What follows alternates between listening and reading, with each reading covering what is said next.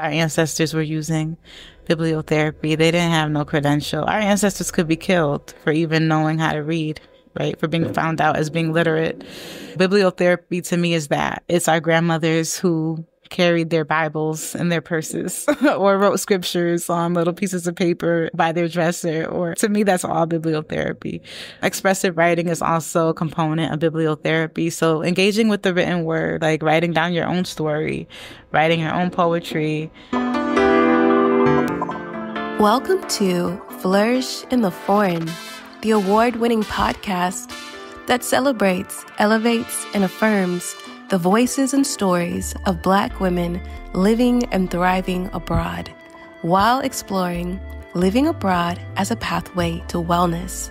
I'm your host, Christine Job, a Black American with Trinidadian roots, business strategist and writer from Atlanta, based in Valencia, Spain.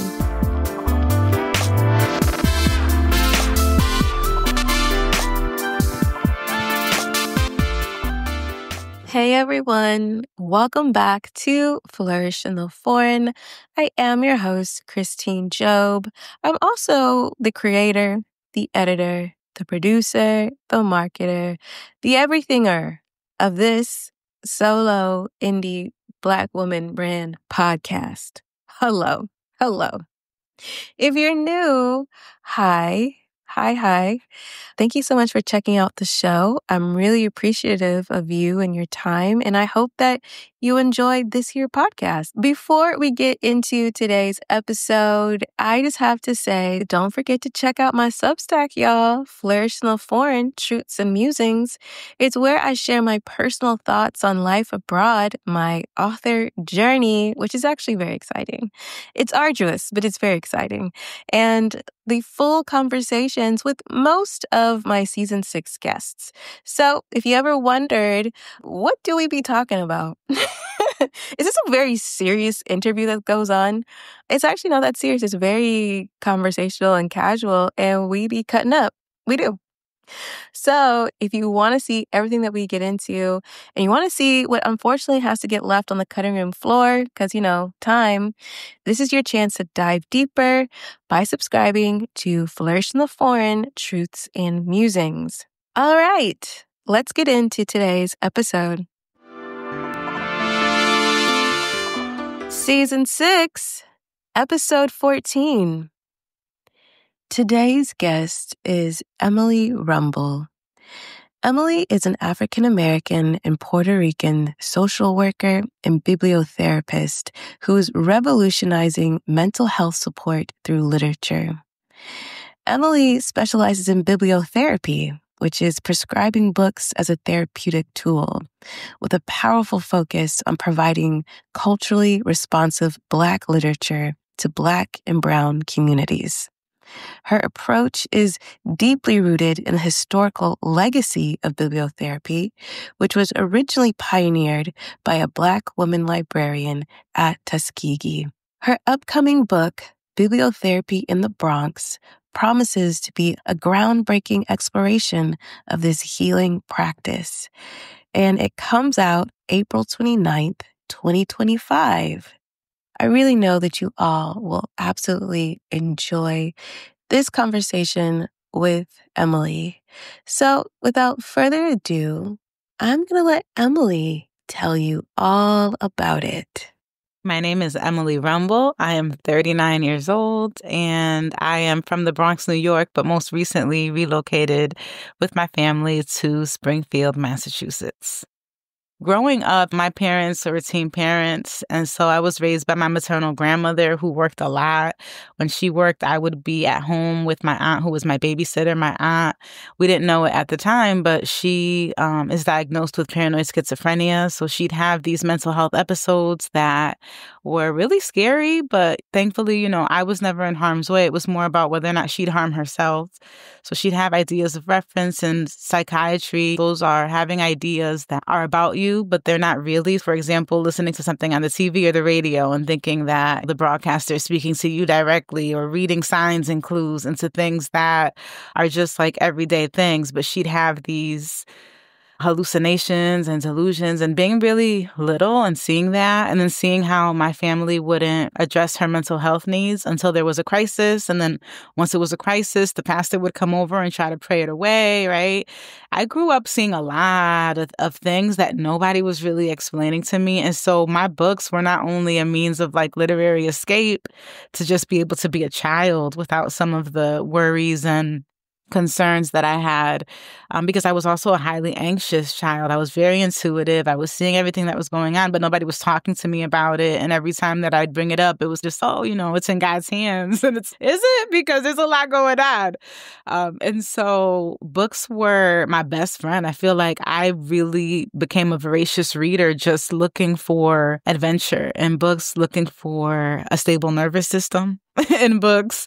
In first grade, I'll never forget my first grade teacher, Miss Parkins. She made reading so much fun. It was just a party. We'd read a book and then we'd write a play and then we'd perform the play and then we'd go to the library and then she'd treat us with McDonald's afterwards. Like reading was just always the center point of my early childhood and just young life. And then fast forward, I ended up getting a scholarship to attend the Greater Hartford Academy of the Arts in high school. So I'd go to my public high school and then I'd go to the Greater Hartford Academy of the Arts for half of the day, and I specialized in creative writing. I was a poet, when I was a young person. I was one of those young people who would read, write, and recite my poetry, and that was really kudos to the Greater Hartford Academy. I ended up going to Mount Holyoke College and studying abroad my junior year at the University of York. This is where I come into contact with the work of bibliotherapist in the UK, Susan Elderkin, Ella Berthoud, who wrote the novel Cure and the story Cure. And I was like, oh, this bibliotherapy, this is what I've been doing my whole life. I could get with this, One thing I didn't mention is that my grandmother abruptly died when I was 14 years old. And I ended up in foster care, living with my youth pastor. And then I ended up legally emancipating myself at the age of, how old was I? 16, I think. And so being an independent youth, working 2 jobs, going to high school, I never had the chance to travel.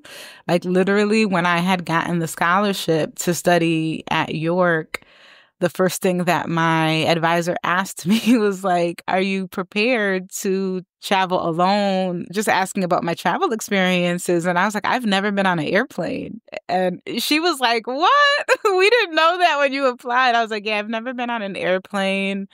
And she was, oh, your family's Puerto Rican. You've never, been to Puerto Rico? I was like, no. And this is where I start telling her my life story that actually I emancipated myself. I've been on my own since my grandmother passed away, essentially. And I've just always had to work to provide, right? At this point, there's so much trauma involved in just the little things, knowing what it's like not to be able to eat. I was working at TJ Maxx and McDonald's and going to school full time and going to the Greater Hartford Academy. It was a lot going on. So this opportunity to study abroad was a big deal for me because it was the first time that I was able to just be Emely, right? Not have to be in survival mode, not have to be in grind mode, not have to keep my grades at a certain standard in order to be competitive with just scholarships that I needed to be able to matriculate through college. So this opportunity to study abroad was whoa, I get to actually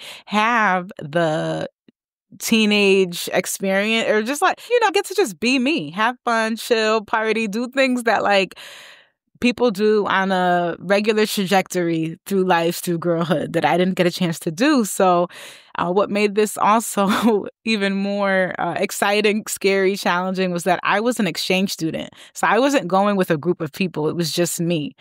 And I look back on it now and I'm like, oh my gosh, I was so alone, but I didn't feel alone. This felt like Spirit was saying hey, we've opened up a portal for you to just have fun.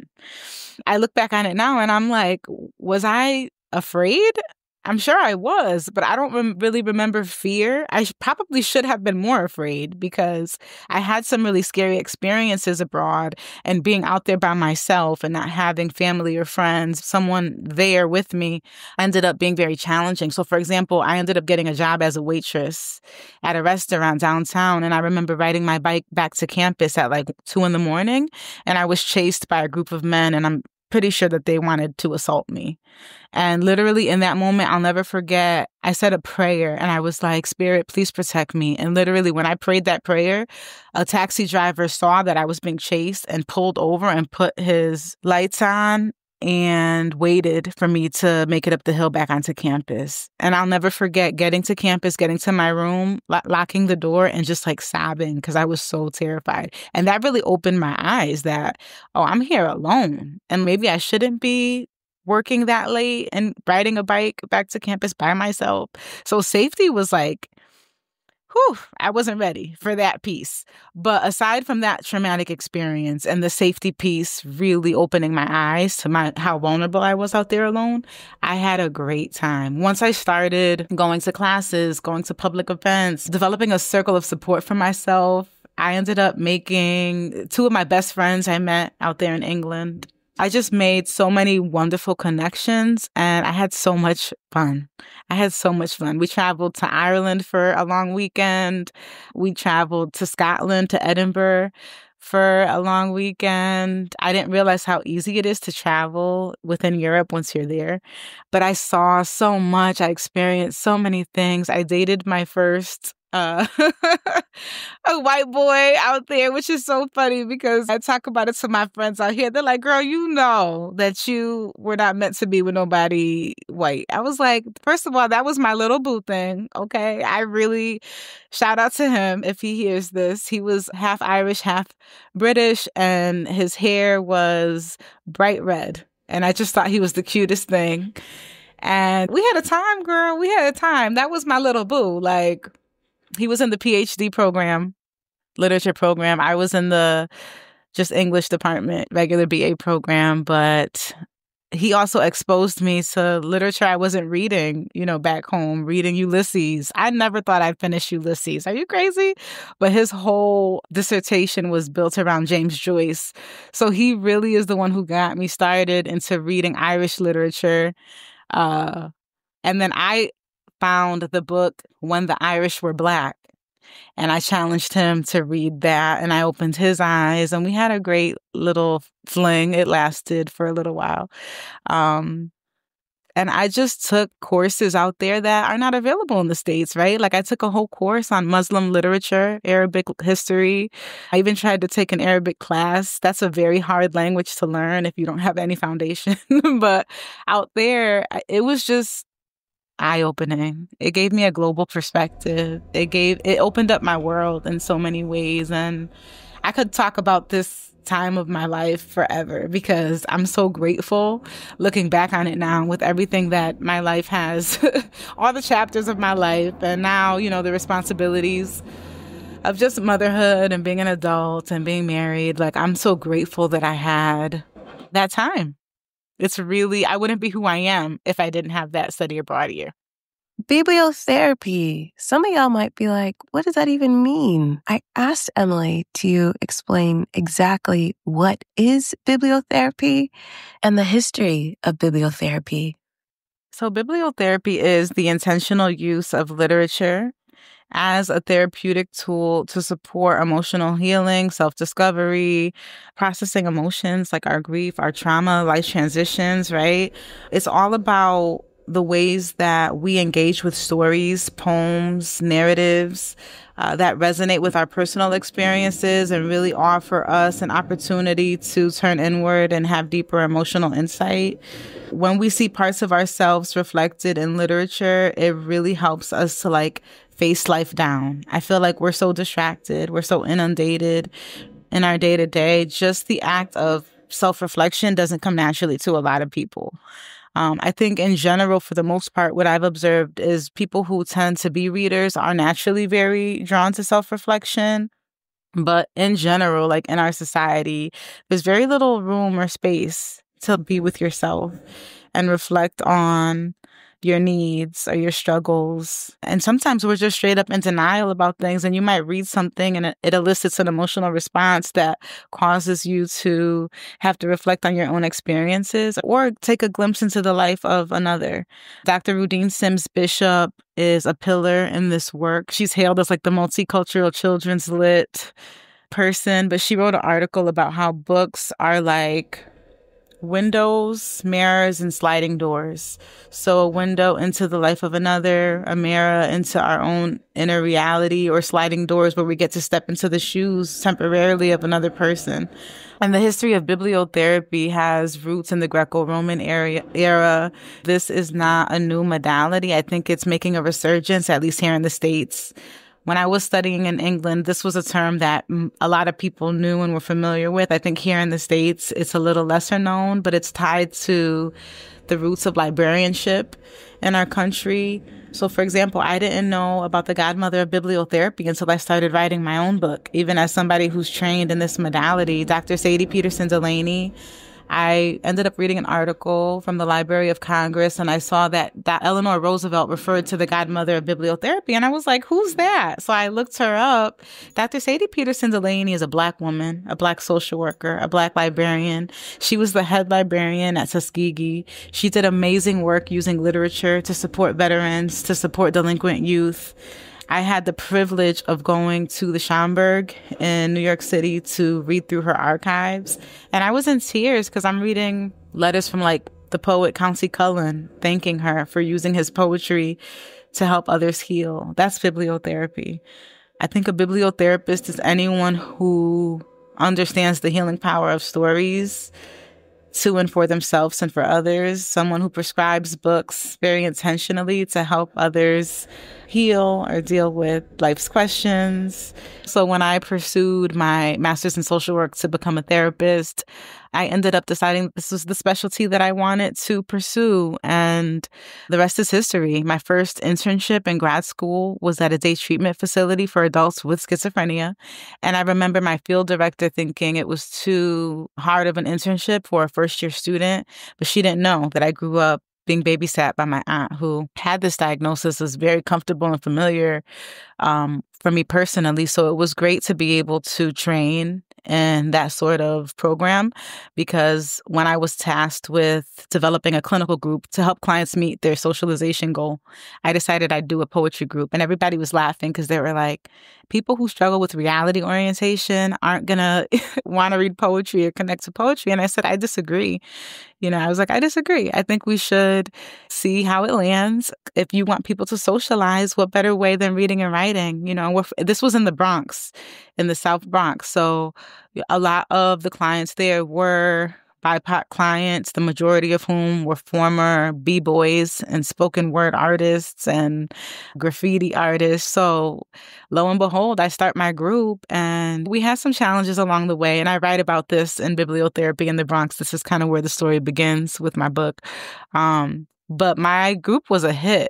It was a hit. People really connected to the poetry. It started with connecting to poetry and then writing our own poetry and then reading our poetry aloud to one another. And so it's like, okay, you wanted me to do a group to bring people together and get people to connect to one another, improve attendance in the program, and get people excited about socializing.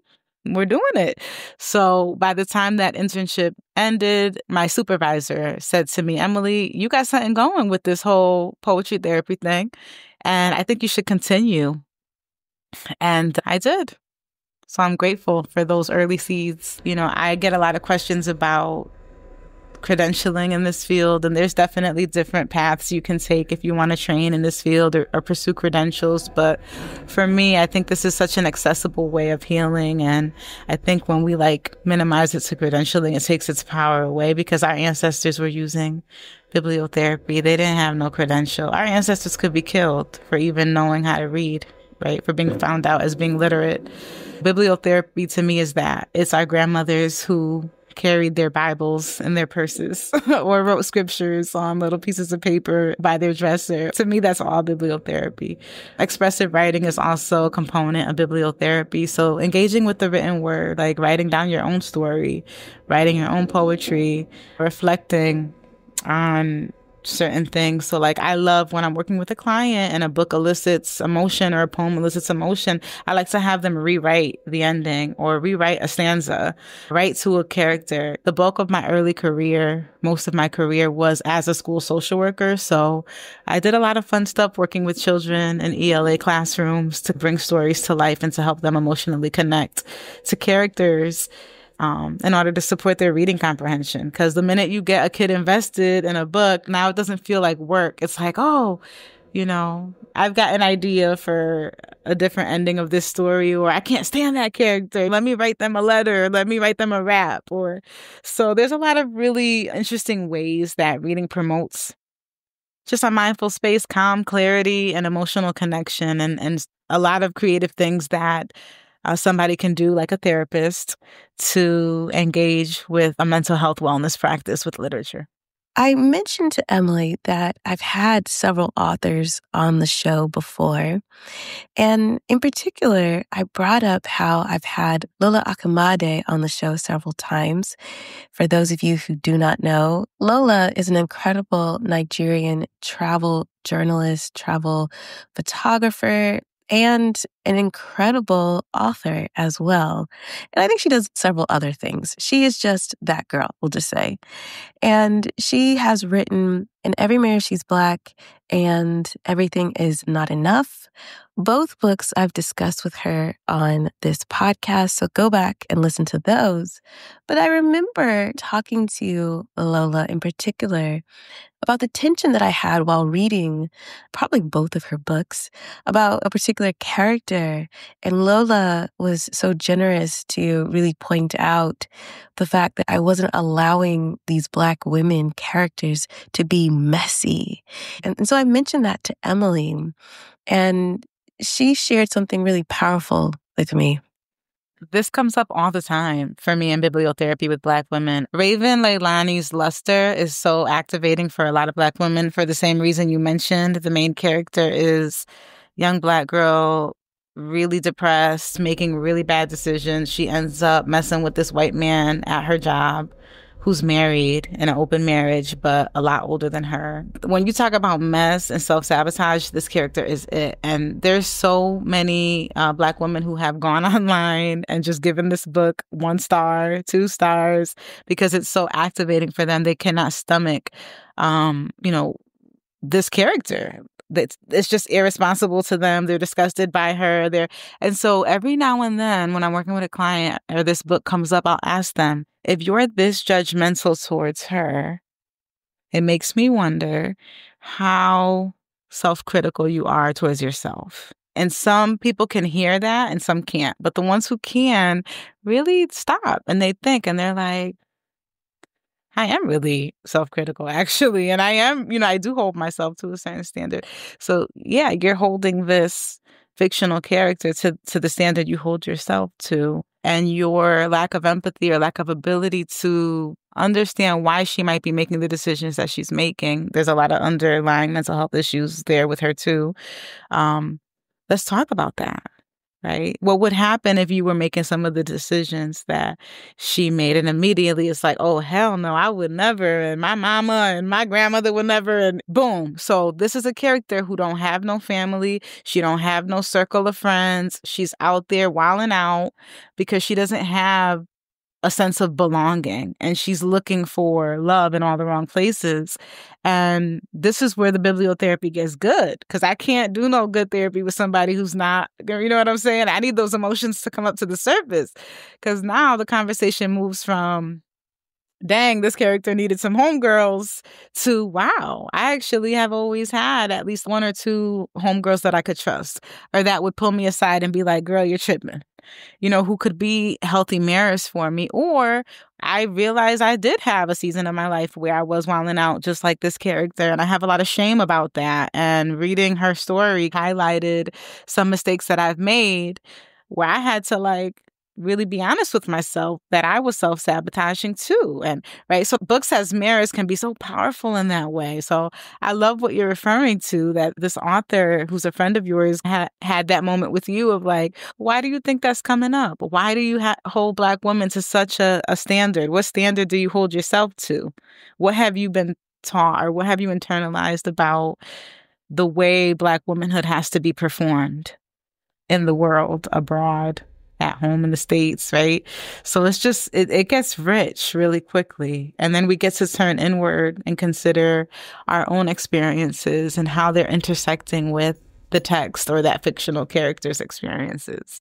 Emely's book, Bibliotherapy in the Bronx, will be published April 29th, 2025.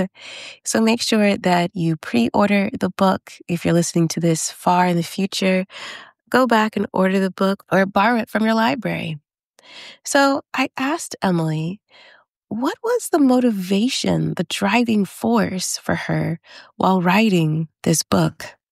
I just think that the creative expressive arts don't get the love that they deserve because they're not as evidence-based as some of these modalities that are very scientifically driven, like cognitive behavioral therapy, dialectical behavioral therapies, right? Like there's such an emphasis on how can we prove that these modalities are effective or that these modalities are really helping folks heal from their trauma or integrate life experiences for their psychological well-being. And it's like dance therapy, journal therapy, drama therapy, music therapy, art therapy, bibliotherapy, the creative arts therapies work because they connect us back to source. They connect us back to ourself, right? So like when I was a foster kid or I was alone sleeping on a park bench in the middle of the night at 14 after my grandma died, right? Like I didn't have insurance, guidance, an adult referring me to the school counselor, a therapist to call. I had my books. So when I say books saved my life, I really mean that shit.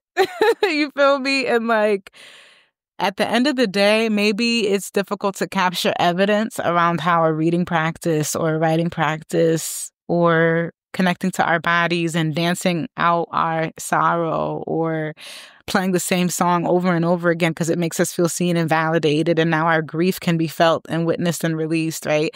It may be very hard to capture that as evidence-based healing.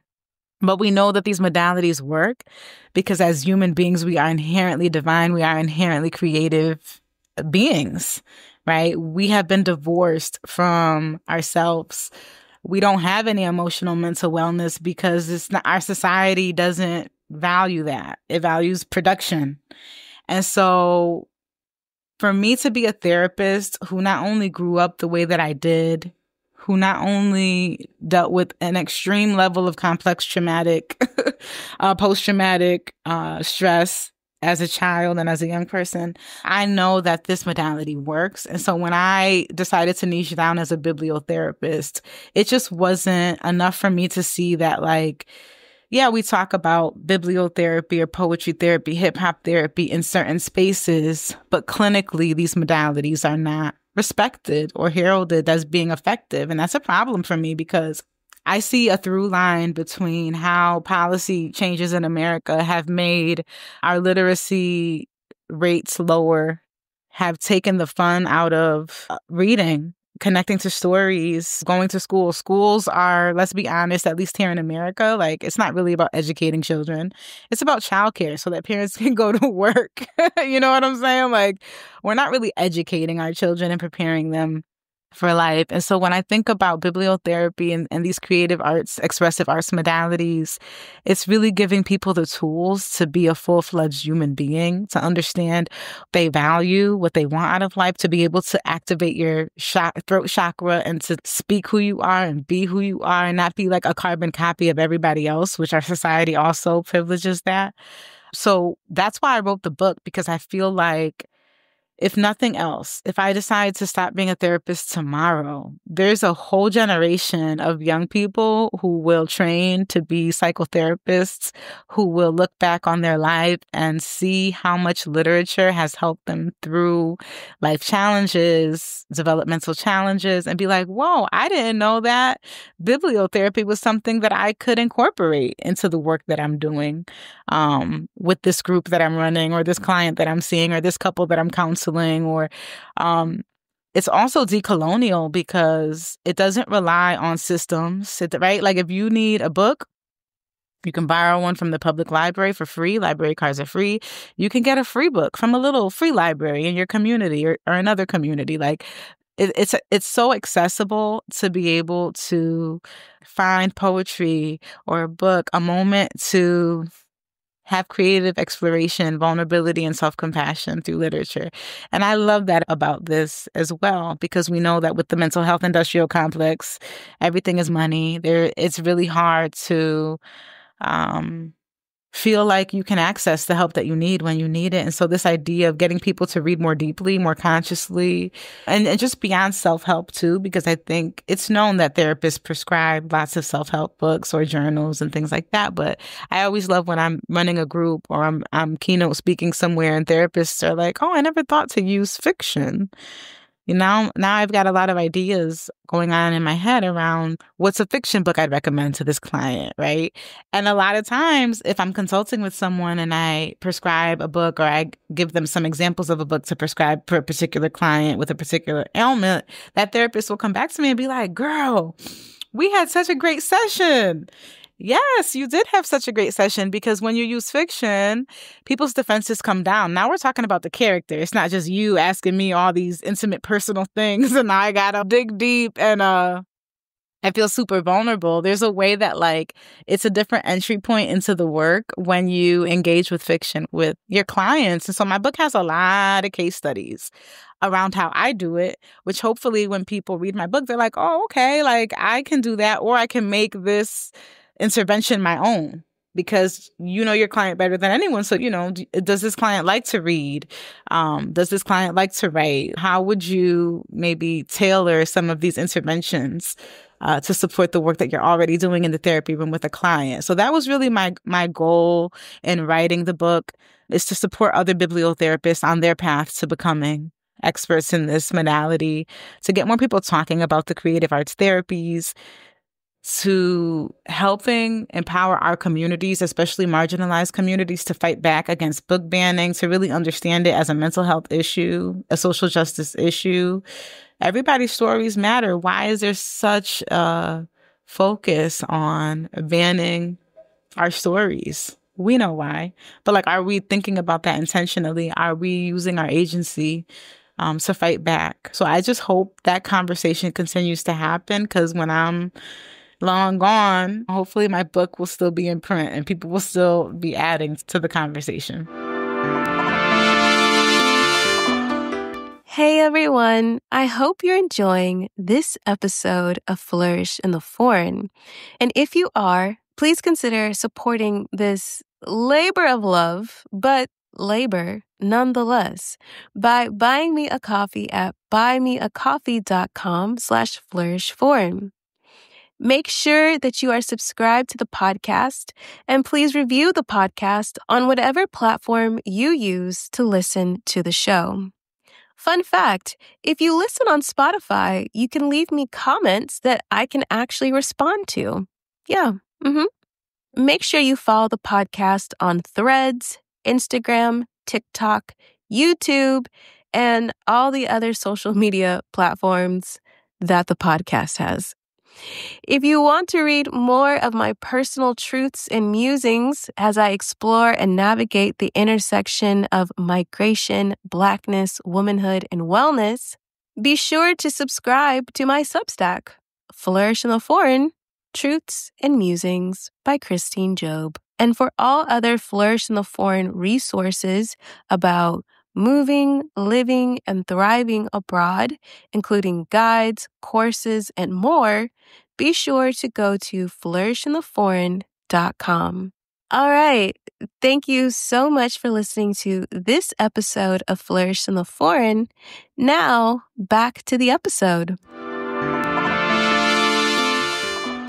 One of the many concerns Black women have shared with me about moving abroad is losing their cultural connections, in particular with raising their children outside of their cultural context. And so I asked Emely, how can literature help us maintain and cultivate our cultural connections while being abroad? I love that so much because a lot of people don't know that the history of bibliotherapy and its connection to librarianship actually started with efforts like the Library War Service in World War One. There was a program that the whole intention of this program was to set up libraries on army bases so that soldiers could have a connection to home. And the whole purpose of the Library War Service, and there's similar programs today, but the whole point was for soldiers to be able to reconnect to home while serving in a foreign space. And of course, the soldiers had PTSD, war trauma, depression. But what did it mean to be able to pick up a book by Henry David Thoreau, Emerson, feel validated in not just the role that you're in service to your country, but also remembering home and maybe remembering your family that you left behind and things like that. So it was cool to read about some of those program initiatives back then and in the present day. Because, libraries are, to me, mental health interventions in and of themselves. But I think in terms of your question around how literature can help us to connect to identity is, I think the first thing of what you said is so important because if you're raising your child somewhere else, obviously their identity is going to be that culture because that's where they're going to school. That's where they're developing their peer relationships. And so it'd be wild to expect like my son to come through with Bronx energy if we're living in Spain for 25 years and he's never been to the Bronx, right? He may have some of my sauce through osmosis, but it might be expressed in a different way because it's a different location. And so I think really surrounding our children, and I guess not just, I won't speak just through the lens of like parenting, but I think representation and affirmation, right? That's what literature provides. And reading stories that reflect the experiences of your lineage, right? Where your people come from, that reflect the challenges that they've been through, the triumphs that they've made, like stories that affirm the different identities of your lineage, create a sense of belonging that extends beyond just where you're currently placed. Because location is not just where we're physically at. Location is also spiritual. It's ancestral. And I think it wasn't until I became a mother that I realized the importance of that, of like ancestral veneration, having pictures of my grandmother and my grandfather around the house. Like now it's gotten to a point since I've been more intentional that my children will actually say, oh, my mom, like my daughter's she's a poet. And so when my grandmother died, I tatted a sun on my wrist. And I always tell her that I grew up hearing my grandmother say, God lives in the center of the sun. So every time the sun shines on me, it feels like a hug from my grandmother. So my daughter sometimes will walk by her picture and talk to Mama, or the sun will shine through the window and she'll say, look, Mom, Mama is giving us a hug. So like when we talk about location, are we only talking about like physically where we live? What about the spiritual? What about the ancestral? How are we creating a familiar cultural environment within our home setting and within our emotional connection to ourselves, to each other, to like share stories, whether that be stories of our elders, whether that be stories of Black history, right? This is why I think bibliotherapy is particularly healing for Black Americans who may or may not feel a sense of belonging to the homeland in Africa, or may not have grown up in a family or community where that really affirmed being African American in our identities. Apart from the enslaved history, there's so much rich history of being Black American. It's not just slavery, y'all. You know what I mean? Like I have to do a lot of work, especially with young people around that, especially in the hood. Because when you go to school, the curriculum is all about slavery. But what about the contributions that Black folks have made to this country, right? And so I think that's another important piece of that builds connection, to really connect us to our heritage. I also think modeling emotional strength, right? Like I love reading memoirs by Black women writers. That's like literally, if someone were to ask me, aside from literary fiction, my personal reading practice, I love me a memoir by a Black woman writer because it's really about how others have inspired hope and been able to persevere, I recently finished Whoopi Goldberg's memoir, Bits and Pieces, and the way she writes about her mother had me in tears because her mother was a hard woman, but her mother taught her so much nonverbally. And there's so many lessons that she's reflecting on now, looking back after her mother has passed away. And I just love to read Black literature because I feel like there's a way that we've been divorced from the emotional realities of what's been stolen and how to get it back that make reading Black literature really empowering and help us discuss our shared experiences and alleviate the isolation. Also, that living abroad can bring a lot of feelings of isolation. So I think just like connecting to Black stories is a reminder that also like Black is not a monolith and Black people been abroad.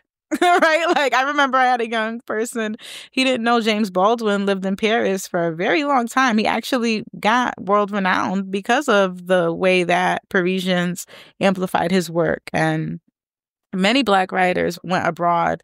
Audre Lorde, right? Like so many of our greats write about the experiences that they had traveling and sharing their work on a global stage and how that helped them to be more recognized back home in the States. I asked Emely, as a bibliotherapist, to describe how does she go about prescribing books to clients. So bibliotherapy is the intentional use of literature as a therapeutic tool, right? So the first thing that I want to understand is why somebody is coming to me and seeking out my support. What is the problem that we're dealing with? What is the life question or tension that you're sitting with? And I like to spend a tremendous amount of time hearing the client kind of share their presenting problem as they understand it, right? That's really important because as a therapist, we know that the way somebody defines a problem affects the way they think about the problem and the entry points we might have to solving the problem. So I want to understand that because, you know, let's say somebody is going through marital issues and that's the problem. But as we begin to talk, I realize that for this person, they're happily married. There's just a particular tension that's making the marriage they feel less contented, right? Maybe in this season of life, they just had a baby and they're postpartum, or maybe in this season of life, there's some financial trouble. So I really need to get a sense of what is the problem that we're dealing with here and what is the emotional root, because I'm always going to prescribe literature that I think speaks to the person's emotional experience, right? So if the goal is just to give you some psychoeducation, like if you're coming to me and you're just like, hey, I just learned that complex PTSD is different than PTSD, and I want to learn more about that. Okay, you should read What My Bones Know by Stephanie Fu. It's a memoir, and she talks about her journey through complex PTSD and all the research that she did and all the therapists that she interviewed and all the psychologists that she interviewed and the books that she read to understand what makes CPTSD different from PTSD. Boom, problem solved. But if you're coming to me with an emotional issue, especially based on the level of severity of your depression, your anxiety, etc., then I want to prescribe something that's going to speak to your pain point. So once I've decided what the problem is, then we're going to talk about your preferences as a reader. So first of all, bibliotherapy is not a modality I would use for every client because some clients are averse to it or they have literacy trauma or they're just like, girl, I don't read, right? Or like, I don't got time for that. If they're open to it, we might start small with a poem or an excerpt. I do a lot of that, pulling literature for clients. So maybe it's a scene in a book or a short story or an interaction between characters where we use the dialogue to frame a clinical intervention that I'm going to do with you. But for the most part, I just need to get a sense of who you are as a reader, your preferences. What genres do you prefer? Who are some authors that you are drawn to or you navigate to for certain just because you love that author and the way that they write and the spirit with which they write speaks to you on an emotional level. Anything that they write, you're reading, and anything that they write, you're buying. So I want to know who your auto-buy authors are. I want to also know like language, right? There's some clients I work with who are Spanish speaking, and I know that reading something in Spanish is going to be really important, especially if we're talking about themes of grief or things that are more easily accessible in the language of origin, right? So what language do you like to read in and things like that. So once I get a sense of your reading preferences, then we'll do your prescription. So based on your problem and your reading preferences, I'm going to offer you a book prescription that I think is going to help us to uncover some emotional truths. And sometimes that's a fictional book, and sometimes that's nonfiction. Sometimes it's a poem. Sometimes it's something you've already read that you've told me deeply impacted you. Like, I love when I have a client and I get a text in the middle of the night or early in the day, and they're like, I just read this. Can we talk about this during session? And I'm like, of course, let me read it so I can get the lay of the land of what might have come up for you before session. But I love that because that's really the goal, is to help emotions to come to the surface where they can be seen, felt, and witnessed. And then we'll use that as an entry point for session. And I love that because it also reduces people's anxiety. Now we're talking about the issues, but through the lens of the text. And it's fun. Like, people really enjoy engaging their emotional truths this way because it just feels less vulnerable. And it makes things that are otherwise very difficult and painful to talk about possible to talk about.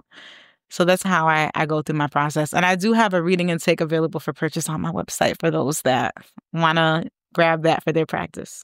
So I couldn't have Emely on the show without her giving us a hypothetical book prescription. And so I gave her a couple of scenarios. Okay, so someone building a new career abroad, I would actually recommend Reclaiming the Black Body by Alicia McCullough.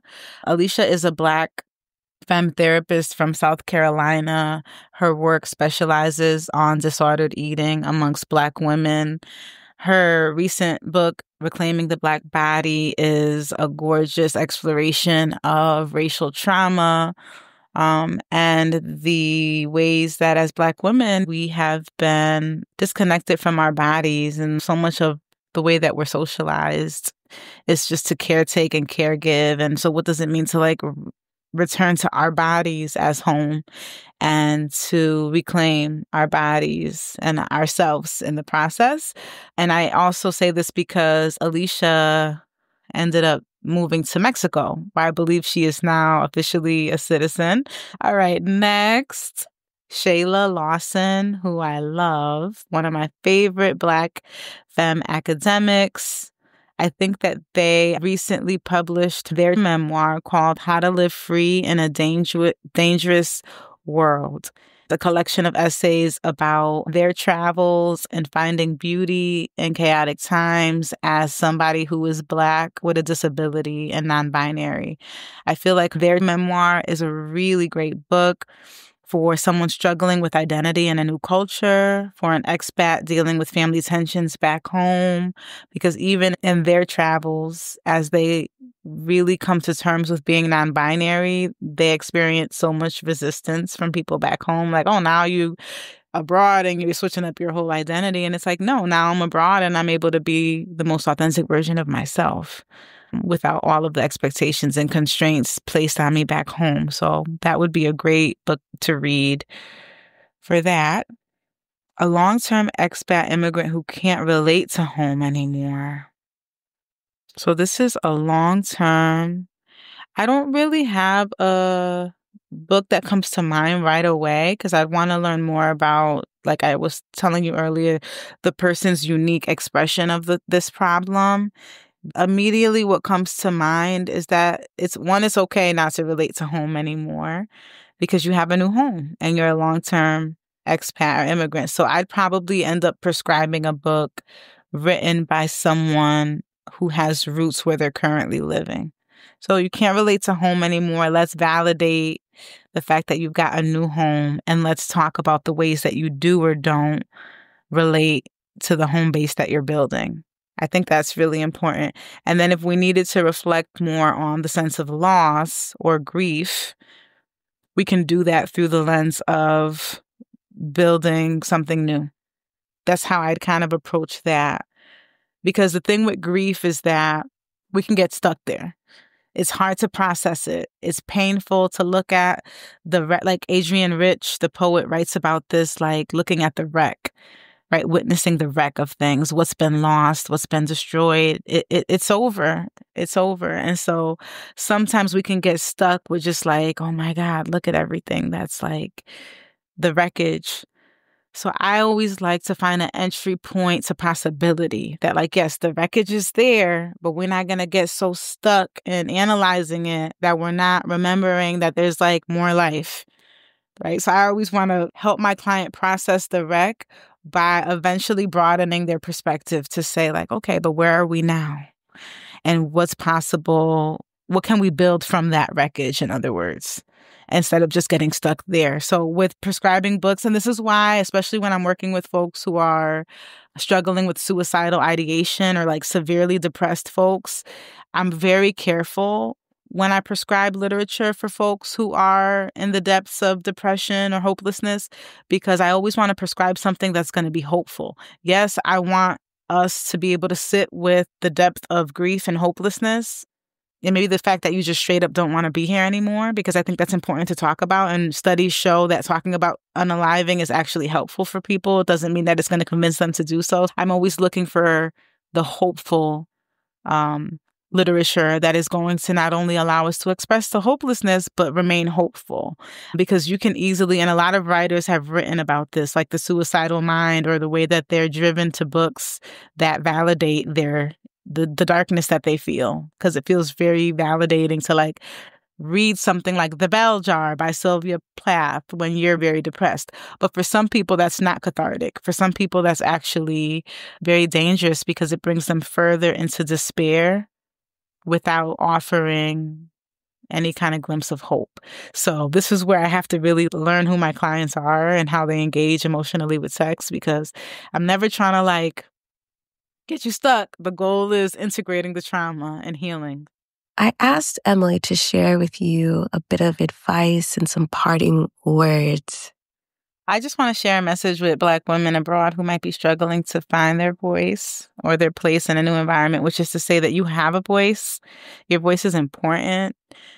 Use your voice, right? You don't have to be loud or the loudest person in the room, or you don't have to necessarily even express yourself a certain way. Start small with engaging yourself in a dialogue, right? This is why I really am advocate for journaling. And it doesn't have to be pen to paper. Like sometimes I just sit at my altar in the morning and I just be talking out loud to myself, sometimes to spirit, sometimes to my grandmother's picture, right? But just get used to hearing the sound of your own voice. Get used to activating your throat chakra and reflecting.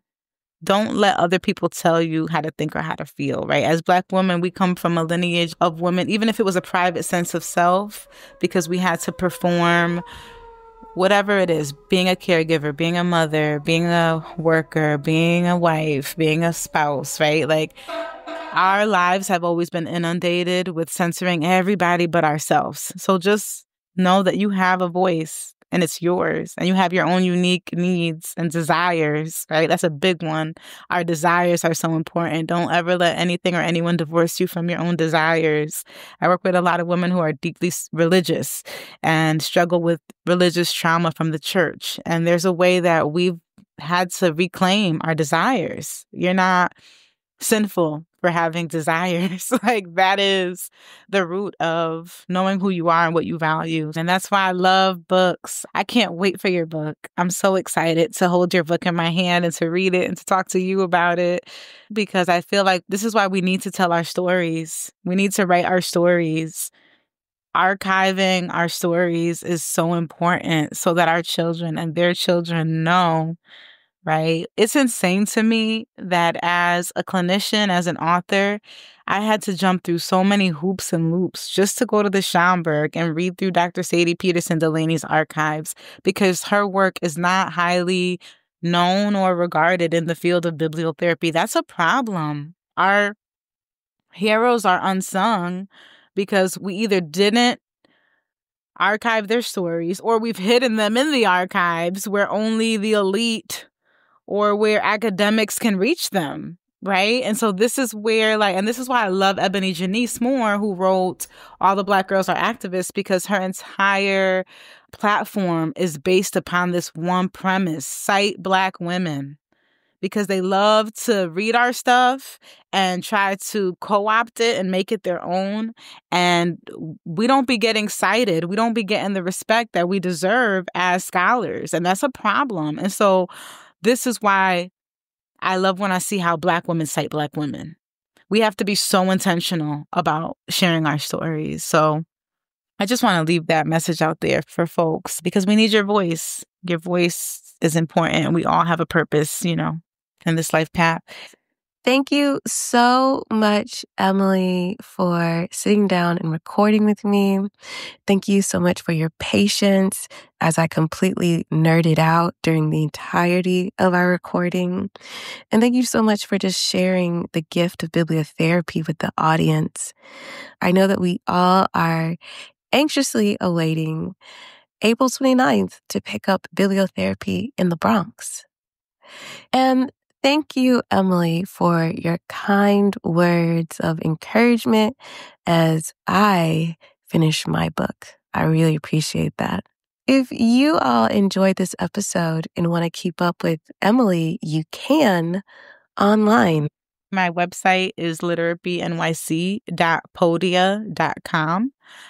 So that's Literapy, LITERAPYNYC.PODIA.com.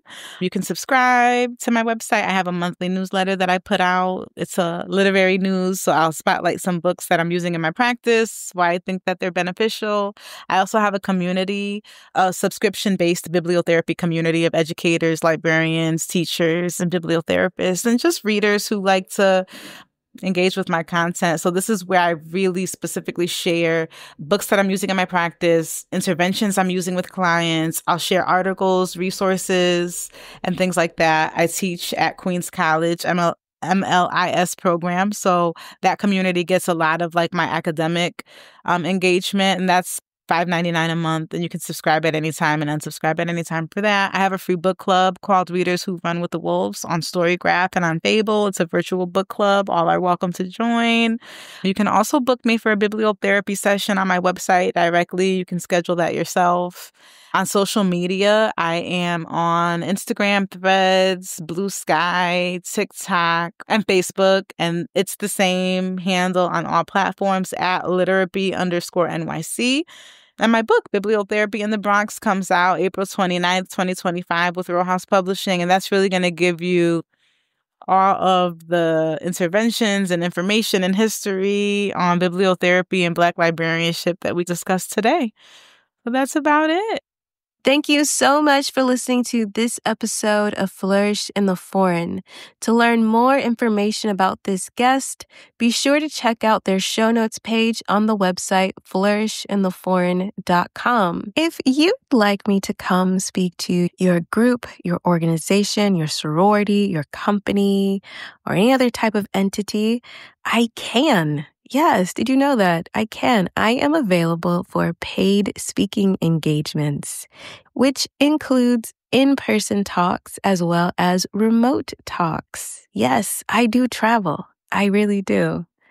If you're interested in booking me for an in-person or remote paid speaking engagement, you can find my media kit, my speaker page, and all booking information on the website flourishintheforeign.com, also on my personal website, christinejob.com, and in the description of this here episode. If you'd like to delve deep into my personal thoughts about life abroad, be sure to subscribe to my Substack, Flourish in the Foreign, Truths and Musings.